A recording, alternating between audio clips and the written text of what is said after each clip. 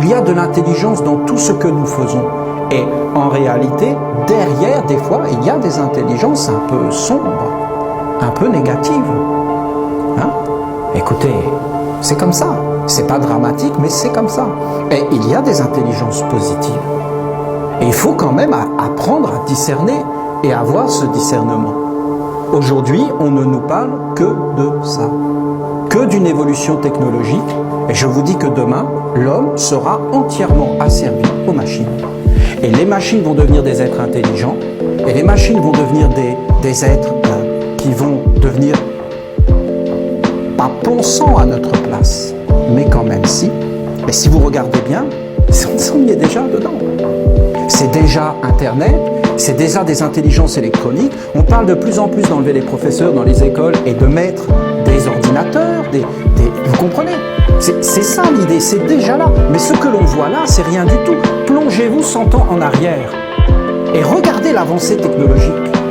Je me rappelle moi-même être devant la télé en noir et blanc quand j'étais jeune et il nous disait « Attention, dans 5 secondes, la télé passera en couleur. » Regardez l'évolution incroyable. On est né dans des cultures où il n'y avait pas Internet, il n'y avait pas les téléphones portables, il n'y avait pas tout ça. Il y avait les vieux téléphones où il fallait faire ça, on ratait 3 fois le numéro. Maintenant on dit au téléphone, appelle machin, et il l'appelle. Nos enfants ne peuvent même pas concevoir comment on vivait nous, ils nous prennent pour des attardés. Je pense que l'humanité actuelle se trouve dans une impasse culturelle, toute l'humanité terrible.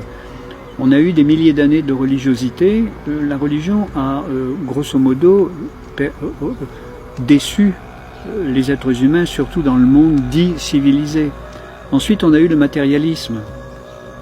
Et le matérialisme, on commence à se rendre compte de ses graves inconvénients et que ce n'est pas non plus quelque chose de très épanouissement pour l'être humain.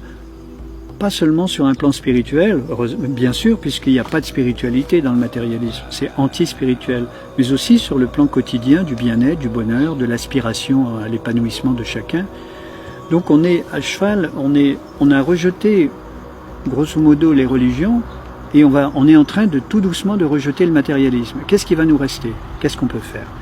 À mon avis, c'est prendre ce qu'il y a de bon dans les religions, car il y a quelque chose de bon dans les religions, c'est l'élan spirituel naturel de l'homme, et ce qu'il y a de bon dans le matérialisme, c'est-à-dire la curiosité scientifique et la découverte des lois de la matière, mais non pas pour en rendre prisonnier l'être humain par le consumérisme, une technologie effrénée introduite dans sa vie au détriment de sa santé, mais dans ce qu'elle a, dans ce que la science a de créatif, d'intéressant, et pour pouvoir conjuguer une spiritualité libre et qui permette à l'être humain d'évoluer en conscience librement et les découvertes désintéressées d'une nouvelle science qui serait respectueuse de la vie.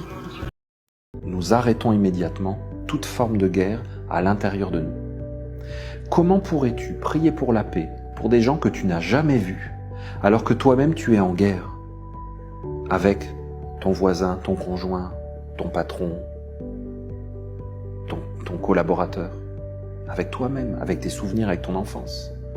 Donc nous devons cesser les hostilités à l'intérieur de nous, ne pas participer à l'alimentation de ces égrégores par nos pensées, nos conversations, nos regards. L'année 2022, c'est l'année du regard.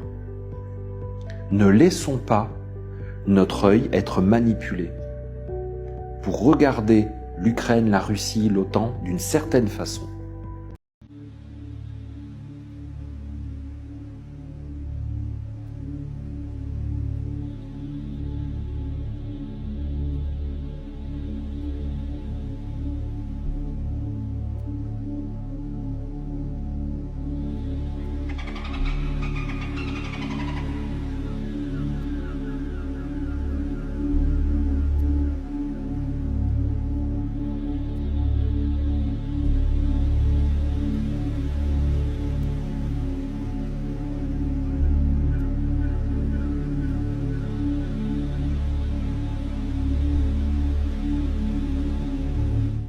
Regarde des jeunes qui sont entre eux, qui sortent de l'école là, ou qui sont en récréation, ils sont sur leur téléphone, immobiles tous, ils ne font rien, ils bougent le pouce. Ils ne mettent en mouvement aucune énergie. À l'intérieur, dans un monde complètement virtuel, les jeunes transfèrent leur énergie vitale à des disques durs qui appartiennent à Google, à YouTube et tout ça. Ils transfèrent leur vitalité, mes amis. Et ces endroits sont en train de devenir des robots qui vont dominer le monde parce qu'ils sont en train d'acquérir une force vitale. Le sujet de la force vitale en alchimie, il est capital. Actuellement, les cerveaux de Google et d'Internet sont vitalisés. Papa, faut que je te raconte. Oui, ma chérie. Je suis amoureuse. Avec Théo, on s'est rencontrés sur Tinder, on est devenus amis sur Facebook et on a discuté sur WhatsApp et il m'a fait une déclaration sur Snap. Eh ben, je veux ta bénédiction.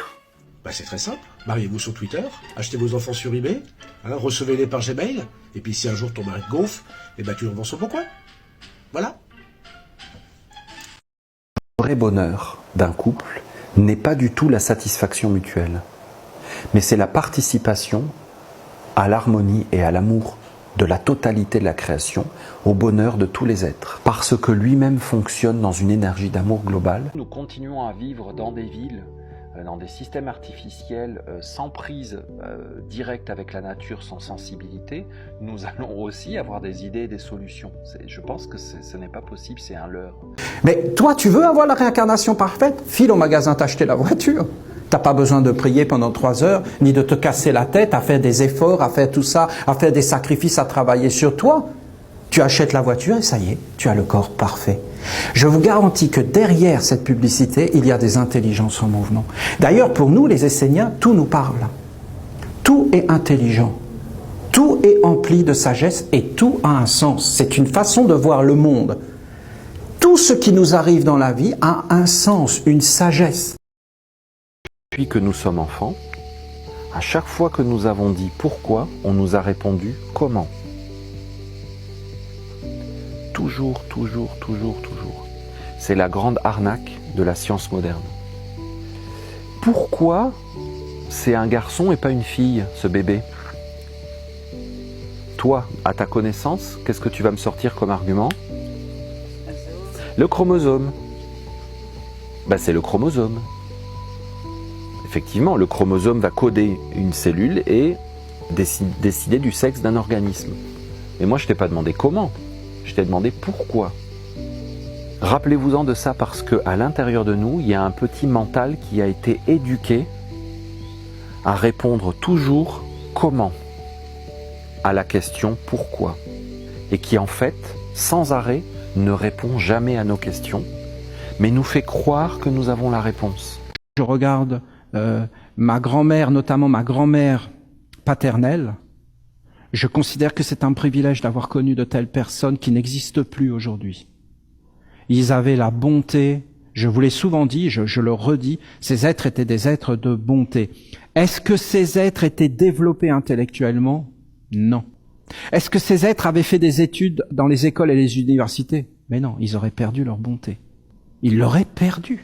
Il n'y avait pas besoin de faire d'études pour vivre. Par contre, qu'est-ce que faisaient ces êtres? Ils allaient chercher des champignons, ils travaillaient avec leurs mains. C'était des êtres simples qui travaillaient le bois. Ils travaillaient avec leurs mains, ils vivaient avec leur cœur, et ils étaient dans la grande bonté. Et ils étaient dans l'harmonie, et ils étaient dans les contacts humains, et ils vivaient ensemble. Et en réalité, c'est un privilège d'avoir connu ça. Pour moi, c'en est un.